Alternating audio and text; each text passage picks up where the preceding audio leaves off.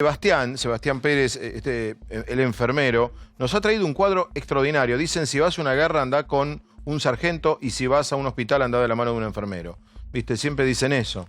Mirá el cuadro que nos ha traído, la verdad, muy completo. Sí. ¿Este cuadro de quién es, Sebastián? ¿Lo hicieron ustedes? No, en realidad lo encontré. ¿Alguien? Me pareció súper importante, lo traje. Sería interesante, digo, sugerirle a las autoridades que lo tomen como... Porque yo lo miraba recién... y hay cosas que uno daba por ejemplo, me pareció interesantísimo: congestión nasal, moco, vómito, diarrea, no de coronavirus.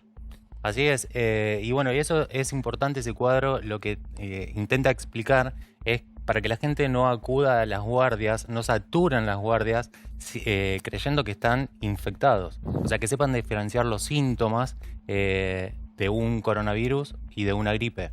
Claro. Nada, está bastante completo.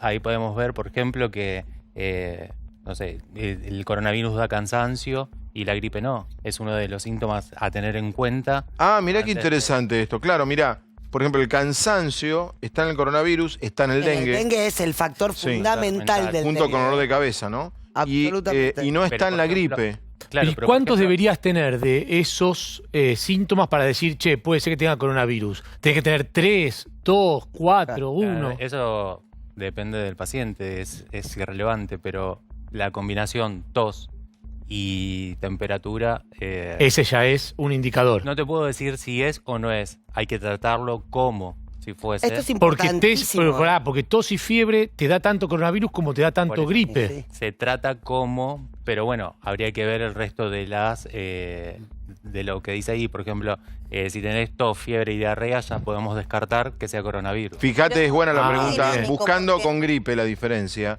Fíjate que coronavirus tiene dificultad para respirar, Claro. y flema puede tener, y gripe no. Gripe no. No. Pero fíjate que el tema de vómitos y diarrea es muy dinámica la información, ¿no? Porque primero se descartó, pero ahora dicen que es un síntoma posible. No es que Sí. sea el más común, Que en algunos casos... pero en algunos casos podría ser. Lamentablemente esto va cambiando todos los Exacto. días y van apareciendo gente con síntomas o que se descubre que el paciente es positivo y por esas casualidades presenta diarrea y bueno, y lo ponen como síntoma. Pero Y no puede quiere ser que decir esté cursando realmente dos cosas sea. a la vez. Sí, seguramente. Ahora, Porque también es eso. ¿es Esa es posible, otra teniendo en cuenta que tenemos pocos test, ¿no? Y por eso no se testea tanto? Yo veo que la radiografía de pulmón solo te da si tenés coronavirus. Sí, eso estaba por decir. ¿No se podría hacer más masiva la radiografía para alguno que tenga algún síntoma y ahí entonces te das cuenta si tiene o no y después vas al test en todo caso? Sí, sería lo ideal. Disminuir el uso de test, como vos decís, y hacer radiografía. Depende de cada institución, depende del profesional, cómo lo quiera tomar. Desde el punto de vista del cuidado del profesional, la radiografía no es más compleja, digo, porque llevas a un supuesto posible Pero puede positivo ser una, que lo explique el doctor, a pero un... puede ser una neumonía, no necesariamente un coronavirus. Digo, no sería un No, a ver, método entiendo, diagnóstico aclaremos correcto. este punto, no, Doctor. pero aclaremos este punto. No es la radiografía de pulmón solamente, la radiografía de pulmón en el contexto de fiebre alta, Sí, tos, pero eso es dificultad una para neumonía. respirar, Va, digo. no sé que lo diga el doctor, pero... Claro, o sea, sería algo medio inespecífico para definir lo que tenga coronavirus o no lo tenga. Pero si fijaste en el cuadro, si bien ahora la OMS a partir de ayer o antes de ayer cambió la definición, por lo menos para caso posible o caso sospechoso de coronavirus, a fiebre más tos, dolor de garganta o falta de aire. Pero fíjate que de las 4 patologías, salvo el dengue, las 3 debería ser el mismo tratamiento, es decir, aislarte.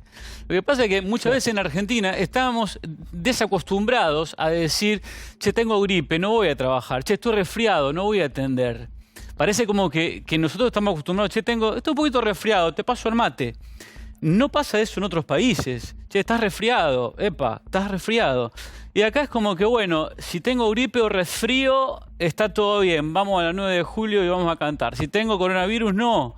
Y de las 4 entidades patológicas, salvo el dengue, las 3 debería ser el mismo. Es muy interesante lo que decís, Claro. más allá del coronavirus. Le perdimos respeto a la gripe. Claro. Independientemente de la A, digo. Sí. Como concepto. Es muy interesante esto. ¿Tenés gripe? Estoy trabajando. ¿Veniste a trabajar? Sí. Es verdad eso que decís, ¿no? Vas No un había antigripal pensado y yo, vas. Claro. Te tomo un Bajás la antigripal y fiebre, vas. Bajás el síntoma, Bajás la lo que te fiebre, están diciendo paracetamol exactamente o lo que fuera. Ibuprofeno, sobre Ibuprofeno, paracetamol. Y Te bajás vas la igual fiebre y al vas a trabajar. Es muy interesante el Yo punto. creo que vamos a aprender mucho, Sí. mucho, en todos aspectos, psicológico, médico, del trabajo, de esto que nos está pasando como pandemia. Yo particularmente aprendo todos los días y esto que estoy viendo veo que en Argentina no nos teníamos muy en cuenta. Les quiero preguntar a ustedes que están ahí en la batalla. Es una pregunta muy genérica, pero es la que nos hace la gente, ¿no? En la calle, en redes sociales. ¿Tenemos estructura hospitalaria para una pandemia? No la tiene nadie, eso es obvio. Pero cantidad de enfermeros, Clarín publicó una noticia ayer, fue, ¿no? De Ignacio Miri, Ayer. diciendo que había preocupación en el Ministerio Nacional Anteayer. de que podían faltar médicos, podían faltar enfermeros. Sí, mira, hoy por hoy, diciéndote que recién está empezando esto, está controlado y hay suficiente personal en mi caso, de enfermería. Se espera, por desgracia, que los enfermeros se empiecen a infectar y ahí es donde va a empezar la escasez.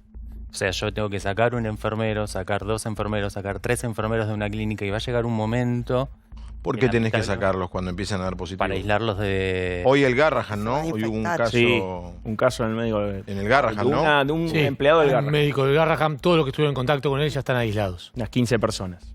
Hecho, Claro, o sea, perdón, el problema de los positivos, los testeos positivos de los profesionales, De es los que te profesionales. generan un... Claro. Claro, a ver, enfermería está muy expuesto al contagio. Nosotros estamos permanentemente con el paciente, encima del paciente. Nosotros no respetamos la distancia de 1 metro.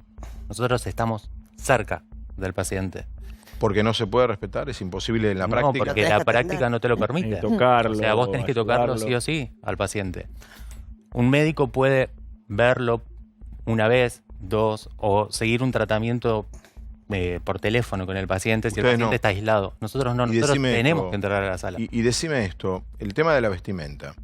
Por ejemplo, vos entrás ahora, 21:43, a ver un paciente en terapia. Porque cada 3 horas lo vas a ver, cada 2 horas. Sí. Te pones el kit.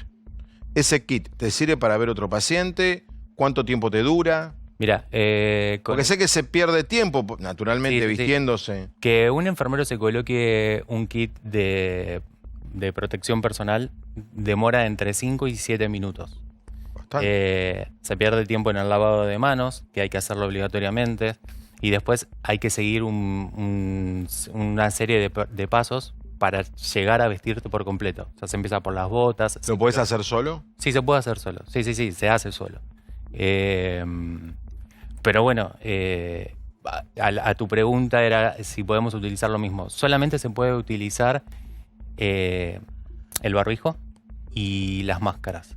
Después, guantes, camisolines y botas, eso se descarta. Cada de vez que paciente entras y a salís de paciente. terapia Sí. lo tenés que tirar, o de paciente a paciente. No, de paciente a paciente y cada vez que salgo de terapia. O sea, si yo en 2 horas vuelvo a ver al paciente antes de retirarme de la terapia o retirarme de Y la si sala, tenés un tengo que- paciente en la sala, en la habitación de al lado de terapia, ¿te tenés que vestir de vuelta? Sí. ¿O Sí, porque cada paciente tiene No, su eso toxicidad, entonces te puede... Nada, no sé ¿Cuántos qué puede. pacientes tiene normalmente un enfermero de terapia en una situación como esta? En una terapia tienen entre 2 y 3 pacientes, Cada uno. cada enfermero, y en un paciente que está aislado en una sala normal, entre 4 y 5.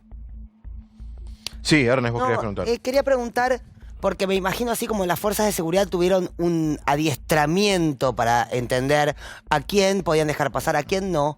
Ustedes, digamos, ¿cómo se están preparando para lo que, cuando vemos esa cantidad de camas enormes en los clubes, ¿no? De la gente que vamos a tener que aislar y atender y contener, y las familias que vamos a tener que contener. ¿Cómo se están preparando ustedes, enfermería, que como vos decís, están en contacto directo para recibir esa cantidad de enfermos?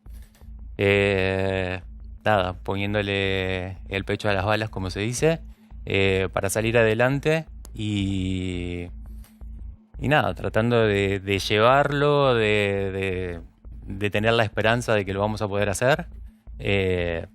Y como te dije antes, o sea, seguramente y lamentablemente nos empecemos a infectar. A infectar y aislarse de sus familias lamentablemente también, tenemos ¿no? sí. O sea, vos tenés conciencia que hay enfermeros. Veíamos una imagen del otro día de un enfermero en España que le mostraba los hijos por última vez a un enfermo que iba a morir. Sí. Y entonces yo, más allá de que si hacemos las cosas bien podemos salir de esto, te pregunto, ¿vos sabés que tal vez tengas que aislarte de tu familia en un momento y no...? Sí, lo sé, duele, pero es lo que elegimos, es lo que amamos y en este momento lo que nos importa es el paciente. Lamentablemente es así. El personal de salud está... Te puedo decir que no tiene miedo de infectarse. Lo que sí tiene miedo es de infectar a su familia, a los que tienen hijos, a vecinos. A mí me pasa en este momento que yo puedo estar infectado y no tener síntomas. Y nada, me duele tener que enfrentarme a mi familia.